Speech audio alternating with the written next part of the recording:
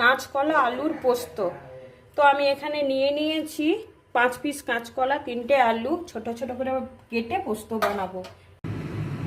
কাঁচকলাটা কেটে ভালো করে ধুয়ে নুন হলুদ দিয়ে আমি হালকা ভেজে নিয়েছি, সঙ্গে আলুও নিয়ে নিয়েছি পরিমাণ বুঝে। এবার আমি পোস্তটা বানাবো।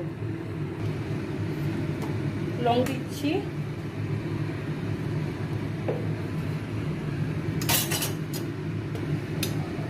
ফোড়ন দিচ্ছি শুকনো লঙ্কা, তেজপাতা, একটু জিরে,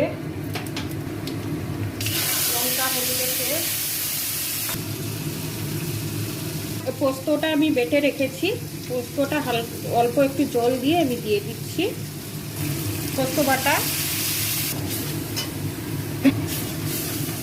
এখানে হয়ে গেছে। এবার আলু কাঁচকলাটা আমি দিয়ে দিচ্ছি।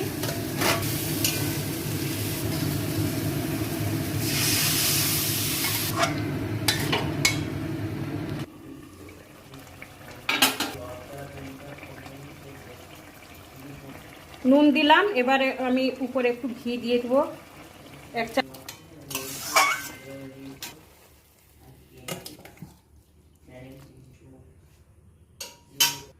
হয়ে গেছে আমার কাঁচকলা আলুর পোস্ত।